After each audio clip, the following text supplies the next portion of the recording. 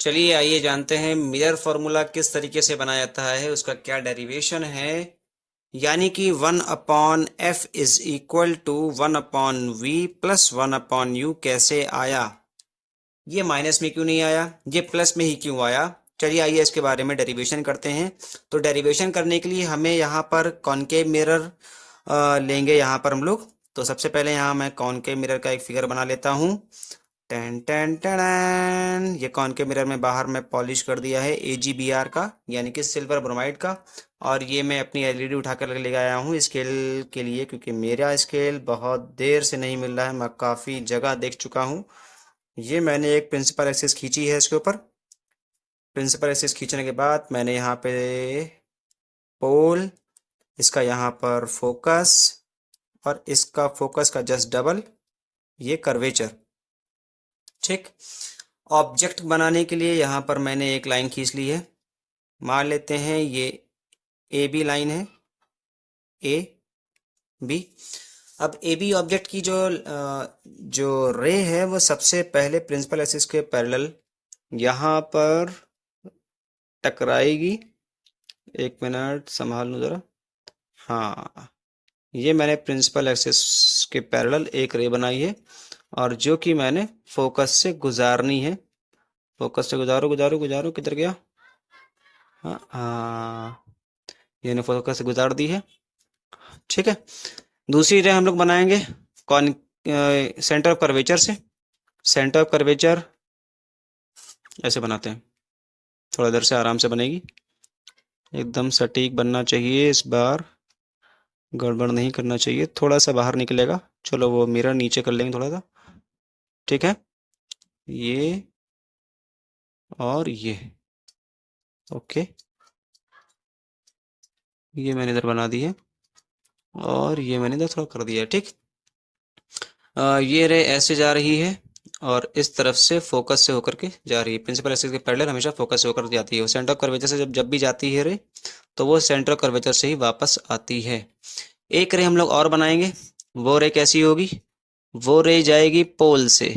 कैसे जाएगी बेटा, पोल से, पोल से जी। ये मैंने एक लाइन खींची ऐसे करके टणांग, और वो मैंने यहाँ से गुजार देनी है। चलिए, ये मैंने बना लिया फिगर।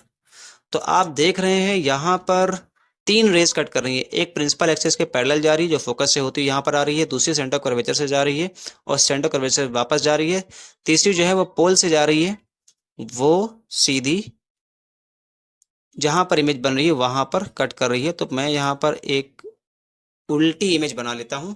उल्टी इमेज हमारी बनकर तैयार हो गई है। चलिए आइए इसको नाम दे देते हैं। तो ये रे जो है, ये मान लेते बी, तो यहाँ पे दे दिया है। तो ये AE रे है, इंसिडेंट रे, जो कि रिफ्लेक्ट होकर के फोकस से जा रही है। दूसरा मैं यहाँ पर एक परपेंडिकुलर ड्रॉ कर लेता हूँ। बहुत ही अच्छा खूबसूरत सा फिगर हम लोग का बन गया है। वाह सर, आपने कितना अच्छा खूबसूरत फिगर बना दिया है। ये D पॉइंट मैं मान लेता हूँ। तो ED, जहाँ पे ये सेंटर कर्वेचर के कट कर रहा है वो हम G मान लेते हैं। ये मान लेते हैं A', B'। ठीक है। और ये वाली जो रे है जो ऐसे पोल से होती हुई आ रही है, ये हम मान लेते हैं N। ठीक है।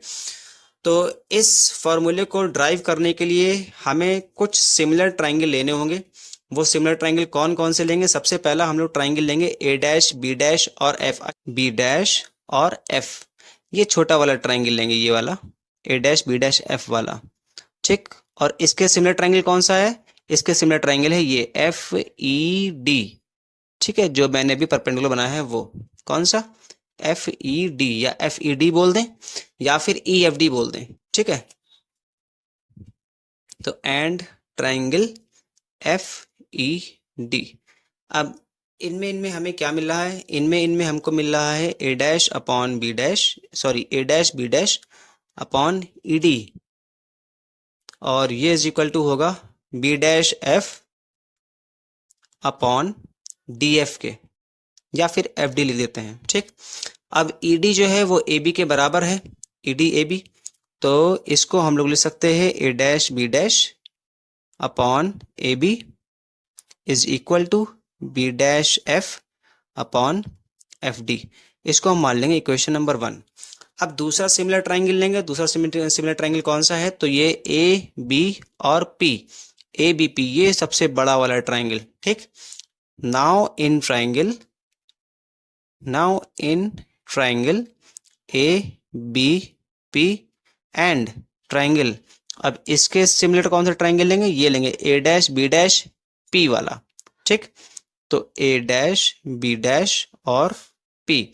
अब इस ट्राइंगल में हमें क्या क्या मिल रहा है? A dash B dash upon A B, A dash B dash upon A B is equal to B dash P upon B P, B dash P upon B P. जैसा कि सिमिलर ट्राइंगल में होता है कि जो sides के ratio होते हैं वो आपस में बराबर होते हैं, तो यहीं पर मैंने वो चीज़ की है। ठीक, इसको हम लोग मान लेंगे इक्वेशन नंबर 2।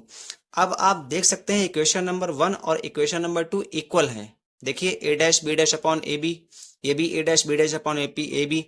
जब ये इसका भैया है, ये इसका भैया है, तो फिर ये दोनों भी आपस में भैया भैया हुए नहीं हुए? तो हम इक्वेशन नंबर 1 और इक्वेशन नंबर 2 को ऐसे इक्वल कर लेंगे। तो यहां पर लिख लेंगे on equalling equation 1 and 2, equation 1 and equation 2, थोड़ा सा ऊपर बढ़ाते हुए। तो इक्वेशन नंबर 1 है B dash F upon F D is equal to B dash P upon B P. ठीक, अच्छा यहाँ पर एफ डी लिखा हुआ है, चूंकि ये डी और पी के बीच बहुत ही छोटा सा फासला है, डी और पी बहुत क्लोज हैं, तो इस वजह से डी को ना लिख करके हम लोग पी लिख लेंगे। तो यहां पर लिखेंगे since point P is very close to T, point P is very close to D, so we can write D as P। ठीक, तो अब ये जो इक्वेशन है वो हमारी कुछ इस तरीके की हो जाएगी, B dash F upon F P is equal to B dash P upon BP. ठीक, थोड़ा सा आगे और बढ़ाएंगे।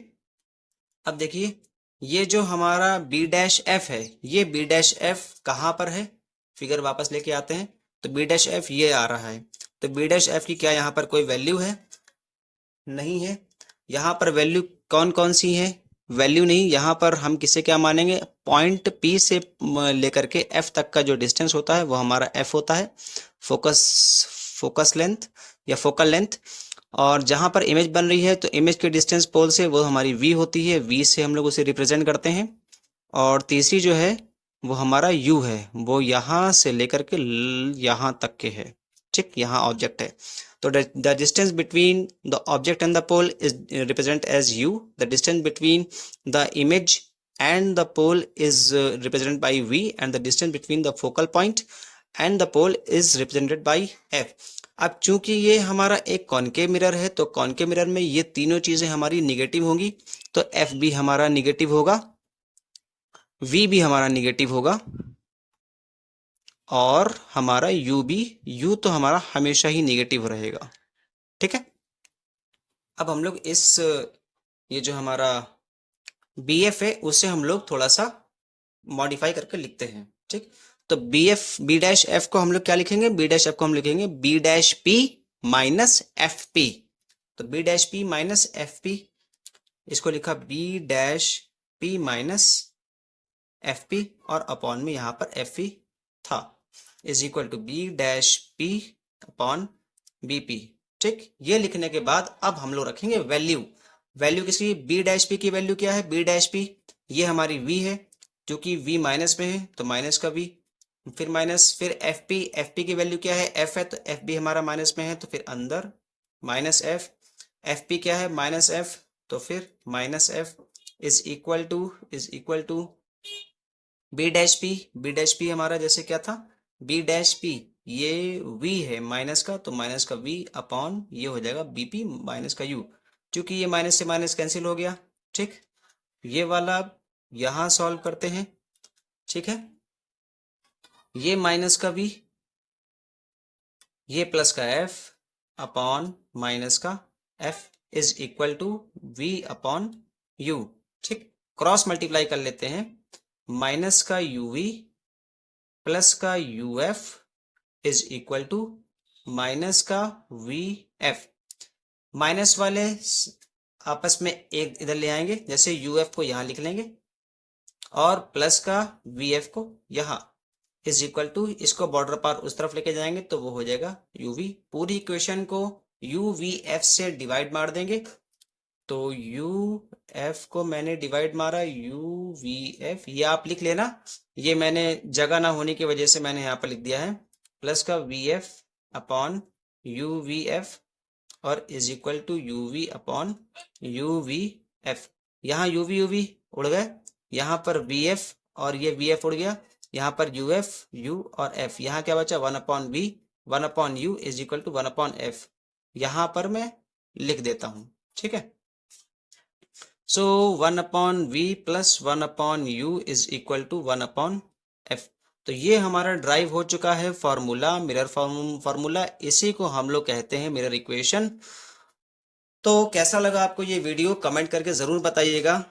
और अगर आप वीडियो में नए आए हों, पहली बार देखा हो आपने ये हमारा वीडियो, तो चैनल को सब्सक्राइब कर लीजिए, क्योंकि यहाँ पर 12th क्लास से जितने भी डेरिवेशन हैं वो सब यहाँ पर आगे आने वाले वक्त में हम सब यहाँ पर बताएंगे, ठीक है। मिलते हैं किसी नेक्स्ट वीडियो में, तब तक के लिए जय हिंद।